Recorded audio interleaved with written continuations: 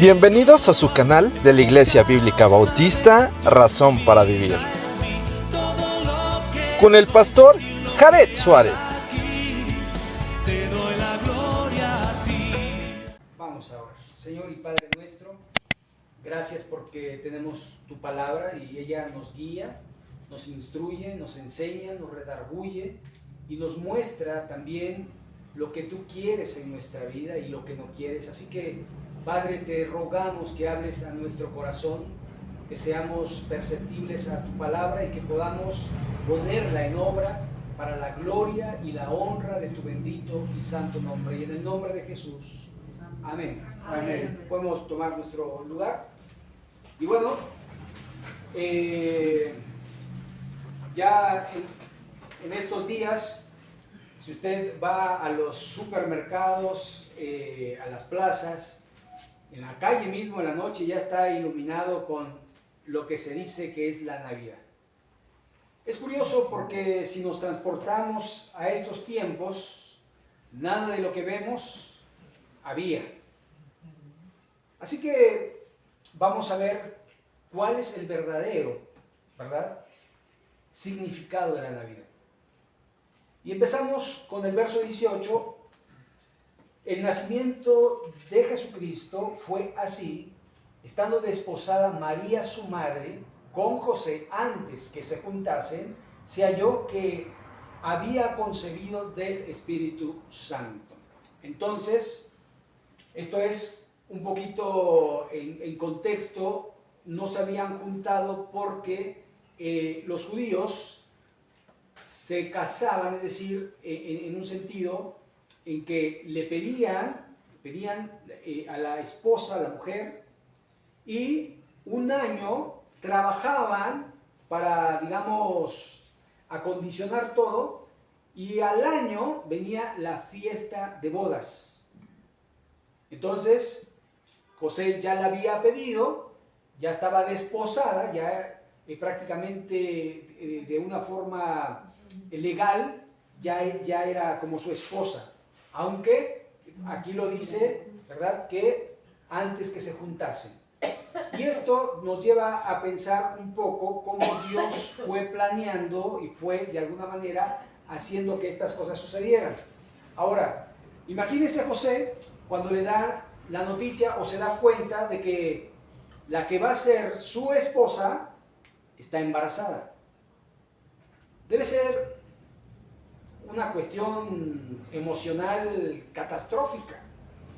De hecho, José reaccionó y vea lo que dice. José, su marido, como era justo y no quería infamarla, quiso dejarla secretamente. ¿Sabe? En los tiempos de Jesús, las mujeres que salían embarazadas antes del matrimonio se le catalogaban como adúlteras. Y el adulterio en esos tiempos era castigado con la pena de muerte. No era, no pasó nada, se casaron. De hecho, al Señor Jesucristo durante su adultez le siguen llamando hijo de fornicación. Porque dijeron, ok, es tu padre, pero naciste antes de tiempo, antes de que se juntasen. Entonces, de alguna manera, José quiso evitar todas las habladurías y quiso, mejor, huir. Y dice el verso 20, y pensando él en esto, he aquí un ángel del Señor le apareció en sueños y le dijo: José, hijo de David, no temas recibir a María tu mujer, porque lo que en ella es engendrado del Espíritu Santo.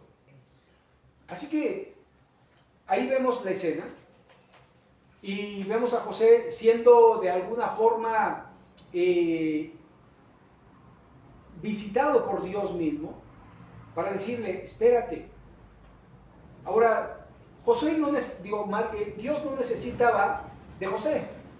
Pudo haber nacido sin José, si era concebido el Espíritu Santo. Sin embargo, como somos los seres humanos, es muy probable que a María la hubieran sacado y la hubieran apedreado. ¿Quién es el Padre? No, que es del Espíritu Santo, sí. mañana, paz, paz, y la hubiera matado. En cambio así, protegiendo a la familia, protegiendo a María, tiene que desposarla, tienes que estar con ella, y Dios tiene planes muy específicos y muy maravillosos que a veces no entendemos. Sigue el relato, verso 21, y dará a luz un hijo, llamará su nombre Jesús, porque él salvará a su pueblo de sus pecados. Y aquí todo es profético. Todo es profético. Primero, el sexo del que había de nacer. Ahora tenemos los ultrasonidos, ¿verdad? Hasta en 3D, ya los 4D creo que los puede ver, ¿no? 4D. Ya hasta puede ver cómo es su carita y todo. Acá no, pero el ángel le dice, va a ser varón, hijo. Después, algo que va a ser sumamente importante, porque dice,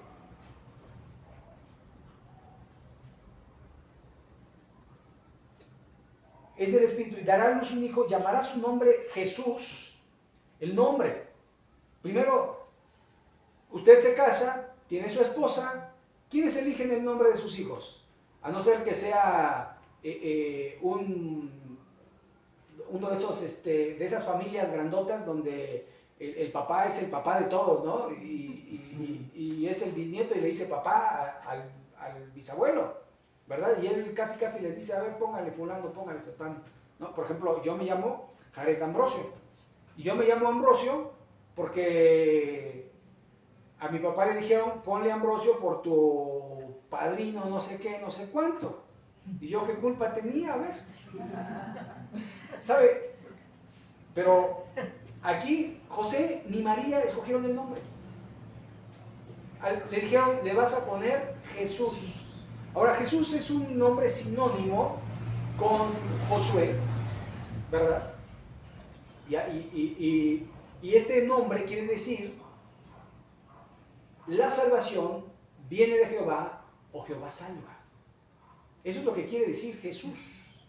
Entonces, dice la razón por la que le vas a poner Jesús, porque Él, ¿quién? Jesús, salvará a su pueblo de sus pecados. De sus pecados. ¿Sabe? La mayoría de la gente no quiere ser salvada de sus pecados. La mayoría de la gente quiere ser salvada de su economía. ¿Cierto o no? Sálvenme, ayúdenme. Por eso los gobiernos que ayudan a la sociedad son muy populares porque de alguna manera les están ayudando, ¿cierto o no? Ahora, también la mayoría de la gente no quiere ser salvada del pecado, quiere ser salvada de sus problemas. A ver, ¿quién me resuelve los problemas? De hecho, ¿sabían ustedes que Dios no resuelve los problemas? A veces decimos, Señor, esto, lo otro. No, lo que hace Dios es darte sabiduría, darte inteligencia, mandarte personas para que tú resuelvas los problemas. Así que la mayoría no quiere ser salvada de su pecado, porque ellos lo que quieren es seguir pecando. El ser humano por naturaleza quiere seguir pecando. ¿Sabe? Cuando se nombran los pecados, los 10 mandamientos son tolerables, ¿verdad? Porque dicen, no matarás, no, pues está bien no matar. Honra a tu padre y a tu madre, perfecto. No levantarás falso testimonio, no desearás la mujer de tu prójimo, perfecto. Pero cuando Pablo da una lista de los que no heredarán el reino de los cielos, allí en 1 Corintios, capítulo 6, del 9 en adelante, dice, no erréis. Dice que los injustos no heredarán el reino de los cielos. Y empieza a dar una lista de ni los hechiceros, ni los fornicarios, ni los adúlteros, ni los que se echan con varones, ni los ladrones, ni los mentirosos. Y da una lista que, híjole, cuando uno la lee, seguramente en alguno nos pega. Y decimos, híjole, yo soy ese. Y aquí dice Pablo que no voy a heredar el reino de los cielos. Pero es lo que dice Pablo, yo quiero seguir pecando. El borracho no quiere dejar el alcohol. El adúltero no quiere dejar la inmoralidad. Y el mentiroso pues no quiere dejar de mentir. Es más, dicen que todos quieren, pero no pueden dejar el pecado. Porque están esclavizados en sus actividades pecaminosas. Ahora, la mayoría de la gente no quiere eso. No quiere la salvación. Pero a eso vino Jesucristo. ¿A salvarnos de qué? De nuestros pecados. ¿Por qué? Porque así lo dice la Escritura. Verso 22. Todo esto aconteció para que se cumpliese lo dicho por el Señor por medio del profeta cuando dijo: He aquí una virgen concebirá y dará a luz un hijo y llamará su nombre Emmanuel, que traducido es Dios con nosotros. Este pasaje es Isaías capítulo 7, el verso 14. Ya en la antigüedad, 700 años antes del nacimiento de Jesucristo, se dijo que una virgen daría un hijo. Y se cumplió, y se estaba cumpliendo. Ahora, Dios con nosotros. Esto lo conocemos como la encarnación. Porque Jesús no empezó a existir en el momento que nació. Nosotros sí. Nosotros empezamos a existir en el momento que nacemos. Pero Jesús preexistía. Él ya existía antes. Si usted ve Génesis capítulo 1, cuando dice que Dios creó al hombre a su imagen y semejanza, antes dice: hagamos al hombre a nuestra imagen, a nuestra semejanza. Hagamos, plural. Por lo tanto, allí está. Después Colosenses, el apóstol Pablo dice que Jesucristo es creador y sustentador de todo lo que existe. Así que Cristo preencarnado existe y se manifestó en el Antiguo Testamento. Jesucristo ya existía. En Filipenses capítulo 2 dice el apóstol Pablo que él, Jesucristo, no estimó el ser igual a Dios como cosa que aferrarse, sino que se despojó a sí mismo, haciéndose semejante a los hombres, y estando en condición de hombre, fue obediente hasta la muerte y muerte de cruz. Así que Cristo existía. Y el apóstol Juan, en el capítulo 1, en el versículo 1 del Evangelio de Juan, dice: en el principio era el verbo era con Dios y el verbo era Dios. Jesús es Dios. No es un Dios, es Dios. La segunda persona de la Trinidad. El Padre, el Hijo y el Espíritu Santo. Ellos coexistieron antes que nosotros existiéramos. ¿Saben? Es maravilloso porque no se entiende mucho de lo que decimos, que sabemos, así como no se entienden muchas cosas como la gravedad. Sobre todo nosotros que no somos científicos. Pero un día nos dijeron que había gravedad y que la gravedad atrae todos los cuerpos al centro de la Tierra, ¿no? Y por eso les da masa y les da peso y les da cuerpo y etcétera, etcétera, ¿no? Eso es lo que sabemos. ¿Pero la entendemos? No, no la entendemos. Sabemos que existe. ¿Alguien ha visto la gravedad? ¿Cómo es? ¿Qué color? ¿Qué altura? ¿Qué anchura? No, pero sabemos que existe. Sabemos que existe porque cuando sale uno de este planeta Tierra, ¿qué pasa? Todo empieza a flotar. De hecho, a cierta altura se acaba la gravedad y entonces empieza todo a perder el peso. Y se empieza a ir al infinito, ¿verdad? O se agarra una, ¿cómo se dice? Una órbita, ahí va a estar, como nuestros satélites que están orbitando el planeta. Así puede una persona o algo orbitar. El caso es que no lo entendemos, pero allí está, presente. Seguimos con el texto, verso 24. Y despertando José, esto quiere decir que en sueños Dios se le reveló, hizo como el ángel del Señor le había mandado y recibió a su mujer. Lo cual indica que José era un hombre piadoso. O sea, Dios no eligió a cualquiera para ser el padre adoptivo de nuestro Señor Jesucristo, sino eligió a un hombre piadoso. obediente. Verso 25. Pero no la conoció hasta que dio a luz a su hijo primogénito y le puso por nombre Jesús. Este pasaje no le gusta mucho porque quisieran que María fuera siempre virgen. Pero aquí la palabra conoció es no tuvo relaciones sexuales con María hasta que nació el niño. Y después habla de los hermanos de Jesús y los menciona por nombre. Y es lo que dice. Y no tiene nada de malo. ¿No? ¿O usted pecó por tener hijos? No, para usted fue una bendición tener hijos. Porque es una bendición tener hijos. Así que, de alguna manera, no había nada de malo. Al contrario. Y María, la Virgen, fue obediente. Y fue una mujer piadosa. No eligió a cualquier mujer. Sin embargo, si usted ve, María no era deidad. María era y sigue siendo una persona. Vamos a seguir con el texto. Ahora vamos a entrar al capítulo 2. Y cuando Jesús nació en Belén de Judea, en los días del rey Herodes, vinieron del oriente a Jerusalén unos magos. Tenía que nacer en Belén sí o sí, aunque ustedes saben la historia de que José y María vivían arriba en el norte, en Nazaret.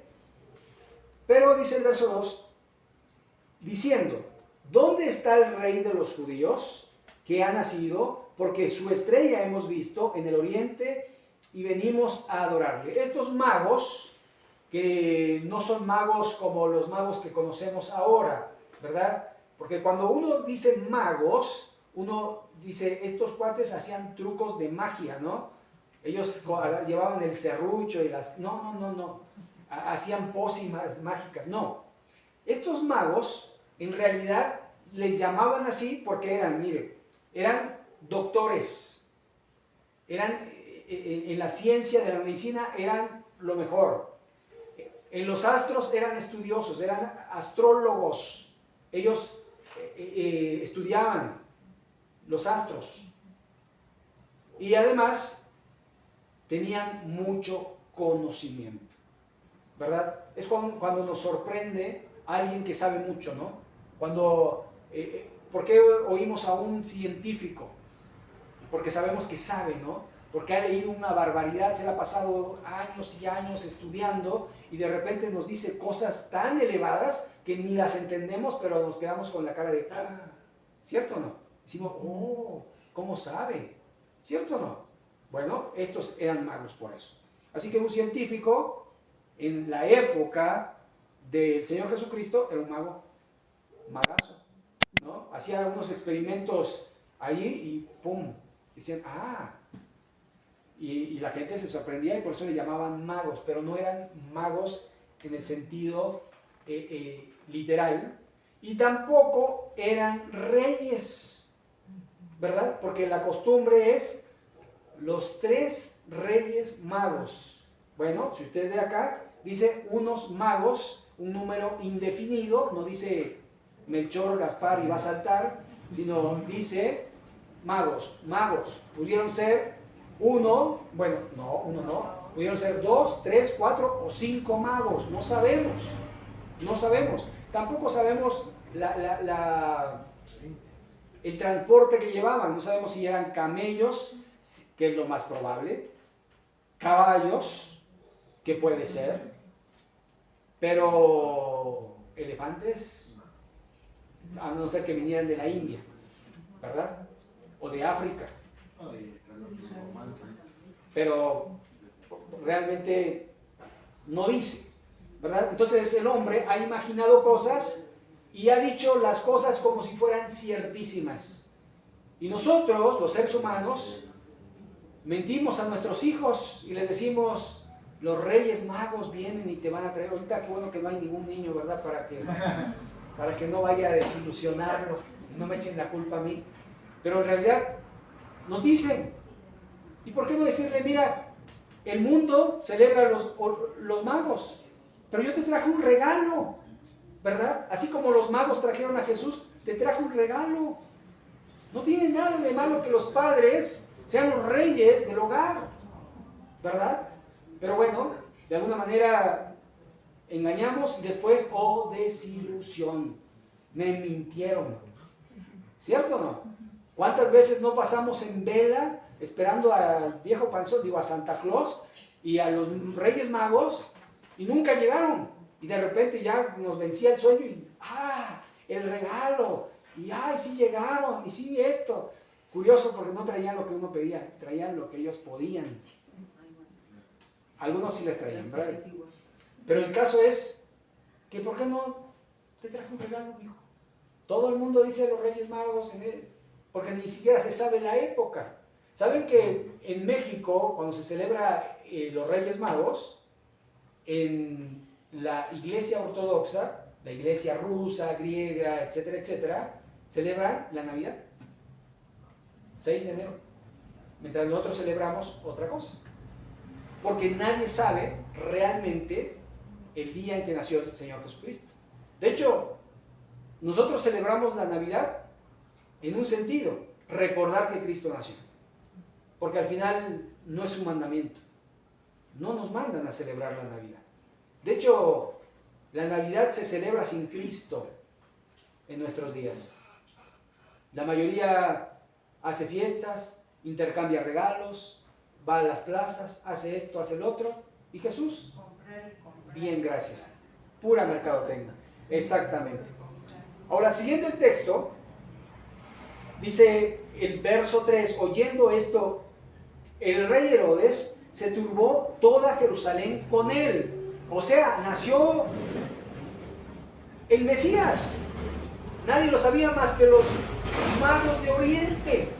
Nadie lo sabía. Y entonces de repente nació el rey. Herodes se puso celoso porque dijo, aquí mi familia va a reinar.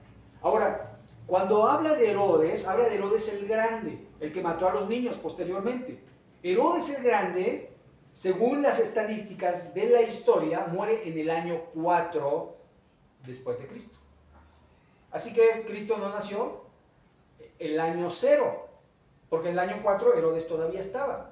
Hay un desfasamiento de fechas, pero es muy difícil. Es muy difícil. Si hasta cuando nació el chosno de nuestra familia, es muy complicado saberlo. Podemos saber el abuelo cuándo nació. Y el tatarabuelo, pues me parece. Y el que sigue, pues quién sabe. Y el que sigue, pues peor. Sobre todo nosotros los mexicanos que no tenemos un árbol genealógico. O la mayoría no lo tiene. ¿Se acuerdan? Y empieza así. A ver, el hijo, papá, abuelo, bisabuelo, chosno, tatarabuelo. Y después, bueno, usted puede saber su sexta generación, ¿verdad?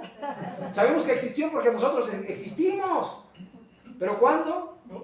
No, ahora póngale fecha, es complicado, muy complicado y tiene que corroborarse con eventos, De hecho, uno de los problemas cuando pusieron la fecha actual que tenemos es que no contaron el año 0. Porque nosotros decimos, nació Jesús el año 0. ¿Qué siglo era? El siglo 0. Porque después del año 100 empieza el siglo 1. Y después del año 200 sigue el siglo 2. Y después en el 300, ¿se da cuenta? O sea, contamos mal muchas veces. Así que aquí el problema no es la veracidad, porque es veraz. El problema son las fechas, pero cuando no importa tanto como que sea verdad. Así que esto es como un dato para que de alguna manera sepamos, Herodes todavía vivía, por lo tanto, Herodes muere en el 4, entonces Jesucristo hay que retrasarlo un poquito más en cuanto a nuestro calendario, solo para eso. Dice el verso 4, y convocaron todos los principales sacerdotes y escribas del pueblo. Les preguntó dónde había de nacer el Cristo. Ellos dijeron, en Belén de Judea, porque así está escrito por el profeta. Y bueno, aquí dice la cita, y tú, Belén, de la tierra de Judá, no eres la más pequeña entre los príncipes de Judá, porque de ti saldrá un guiador que apacentará a mi pueblo Israel. ¿Saben? Aquí vemos que Cristo nació para apacentar a Israel. Así que Dios no ha desechado a su pueblo, si bien la iglesia es como un paréntesis, pero Israel sigue siendo el pueblo de Dios. Sí, con toda y la matanza que está haciendo, pero Israel en la época actual está lejos de Dios, muy lejos de Dios. Así que un día Dios va a restaurar a su pueblo, y si usted lo ve en el Apocalipsis, el Señor Jesucristo gobierna 1000 años en Israel. Así que Dios nació para apacentar a su pueblo, a lo suyo vino, y los suyos no le recibieron, mas a todos los que le recibieron, a los que creen en su nombre, les dio potestad de ser hechos hijos de Dios. Así que vemos el propósito. Luego 7, entonces Herodes, llamando en secreto a los magos, indagó de ellos diligentemente el tiempo de la aparición de la estrella, y enviándolos a Belén, dijo: id allá, averiguad con diligencia acerca del niño, y cuando le halléis, hacedmelo saber, para que yo también vaya y le adore. La hipocresía de Herodes, ¿no? Ustedes vayan, averigüen, me dicen, y yo voy y lo mato. Esa era la intención de Herodes. No quería un usurpador de su trono. Por eso dice el verso 9, ellos, habiendo oído al rey, se fueron, y aquí la estrella que habían visto en el oriente iba delante de ellos, hasta que llegando se detuvo sobre donde estaba el niño. Ahora, esto es un verdadero milagro, y lo voy a decir por qué. Porque muchos han tratado de buscar la estrella de Belén, ¿sí? Entonces, muchos han dicho que era un cometa, pero un cometa pues pasa y no regresa, ¿cierto o no? Y va a regresar dentro de 3 siglos, 300 años, 400 años, algunos cada 5000 años pasa el cometa. Así que un cometa no era. Otros dicen que era un eclipse. Un eclipse tampoco puede ser, porque al final el eclipse no alumbra un lugar, sino más bien obscurece, ¿cierto o no?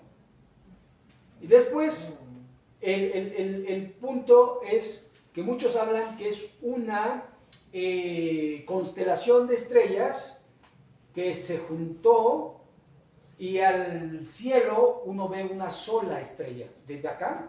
De hecho, si han hecho una observación, a veces uno ve una estrella y en realidad lo que está viendo es un cúmulo de estrellas, pero parece una, porque a esta distancia, a miles de kilómetros, pues no se ven con claridad, pero cuando uno va al telescopio, ¡pum!, se abren las estrellas. Ahora, lo más probable es que pudiera haber sido un cúmulo de estrellas. Sin embargo, un cúmulo de estrellas que está tan lejos, no puede sacar un rayito de allí para iluminar un lugar específico. Por lo tanto, concluimos que es un milagro. Dios hizo que esa estrella apareciera como una señal y que fuera para los magos. ¿Quién más vio la estrella sino los magos? ¿Quiénes salían del cielo sino los magos? Solo ellos. Así que era para ellos, y para que de alguna manera ellos pudieran ir y adorar al rey que había nacido. Entonces, sigue diciendo el texto, dice: y al ver la estrella se regocijaron con grande gozo, y al entrar en la casa vieron al niño con su madre María, postrándose, lo adoraron, y abriendo sus tesoros le ofrecieron presentes, oro, incienso y mirra. Ahora, aquí no menciona el pesebre, aquí solo menciona la casa, pero nosotros por los demás textos sabemos que nació en un pesebre. Un pesebre, de alguna forma, es un establo. Y los que de alguna manera hemos tenido oportunidad de estar en un establo, pues un establo no huele bien, no es salubre para el nacimiento de un hijo. No tiene, si ustedes tienen oportunidad, a mí me tocó ver el nacimiento de mis dos hijos, y para entrar casi me desinfectan, me ponen una bata esterilizada, el lugar es estéril completamente, como si yo fuera doctor. Me pusieron mi gorrito, mi cubreboca y mi bata, ¿verdad? Para entrar a un lugar que está adecuado para que no entren microbios, virus y demás, ¿no? Entonces, imagínense el lugar donde nació el Señor. Pero allí estaba. Y los magos van y le van a entregar 3 tesoros. Oro, que sirvió de alguna manera para su subsistencia en ese tiempo. Recuerden que de ahí se va a Egipto. Y salieron de Belén, de Nazaret, y de ahí se van a Egipto, y dejaron casa, y dejaron trabajo, y dejaron todo. Bueno, Dios los sustentaría. 2, además, el oro es para los reyes. Después, incienso que se ofrece a los dioses, porque Cristo era Dios. Y mirra, que se ofrece para la sepultura. Así que de alguna manera ellos estaban hablando del rey, estaban hablando de Dios y estaban hablando del cordero que iba a ser sacrificado por los pecados del mundo. Verso 12, pero siendo avisados por revelación en sueños que no volviesen a Herodes, regresaron a su tierra por otro camino. Y sabemos que esto indujo a Herodes a que produjera una matanza, ¿verdad? Esa matanza que se celebra, creo que el 28 de diciembre, ¿no? El llamado Día de los Inocentes. Y de alguna manera vemos cómo Dios va mostrándonos para qué nació Jesús. ¿Saben? Nosotros en esta vida tenemos el ciclo de la vida según la biología, que es nacer, crecer, madurar, reproducirse y morirse, ¿no? Es lo natural, decimos, ¿no? Es un ciclo de la vida. Pero Jesús nació para ir a la cruz. Jesús nació para morir por nuestros pecados. Lo había dicho el ángel a José. Él salvará al pueblo de sus pecados. ¿Cómo lo salvaría? Bueno, la Biblia dice que sin derramamiento de sangre no hay expiación de pecado.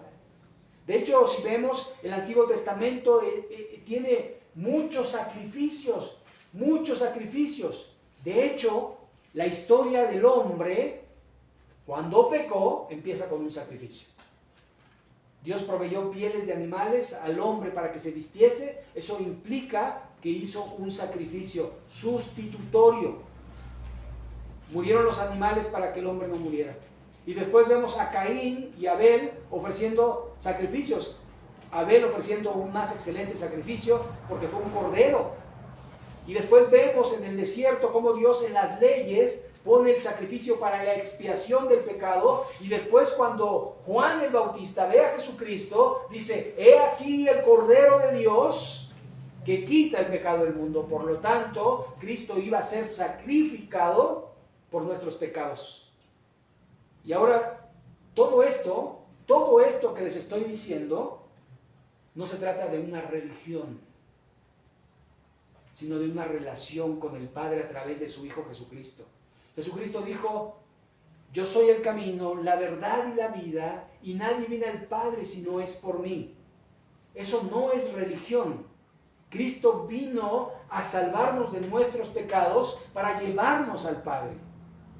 Sabe que la religión le dicta una serie de cosas que tiene que hacer para ver si al final es salvo. Es como si usted se comprometiera o viviera con alguien para ver si funciona. Y si no funciona, pues no.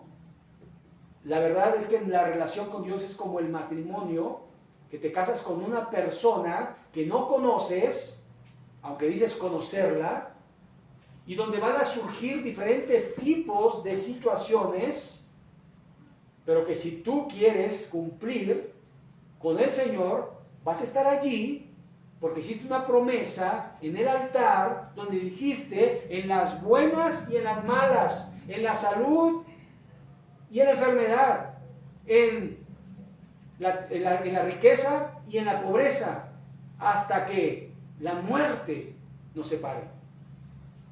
Ese es Cristo. Cristo nos salva no porque nosotros nos portemos bien o para que logremos ser salvos, sino que Él nos da la salvación. Dice la Escritura, de modo que si alguno está en Cristo, nueva criatura es. No dice será. Cuando se muera será. No, dice es. Lo cual indica que el cristiano que nace de nuevo es transformado por Cristo y es guiado por Cristo y es de alguna manera llevado a la misma presencia de Dios en Cristo Jesús. Así que Cristo no vino a instaurar una religión. Cristo vino a que usted tenga vida y la tenga en abundancia. Por esa razón, la Biblia nos invita a arrepentirnos de nuestros pecados, y el único que puede limpiar nuestro corazón de nuestros pecados y de toda maldad es Cristo. Cristo murió en la cruz, pero venció la muerte al resucitar al tercer día, y Él nos ofrece vida eterna. Ese es el mensaje de la Navidad, que usted puede ir al cielo a través de Jesucristo, porque Él vino para morir por nuestros pecados. Vamos a orar para terminar. Les invito a ponerse en pie.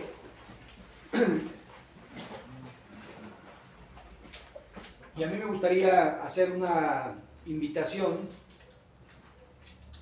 de que si usted entiende que Cristo murió por sus pecados y que Él quiere salvarle, y si usted no se siente salva o salvo, que usted pueda arrepentirse de sus pecados y decirle: Jesús, yo quiero que entres en mi vida, yo quiero que entres en mi corazón, yo quiero que limpies mi corazón, que me hagas una nueva criatura, que me salves de la condenación, de la paga del pecado.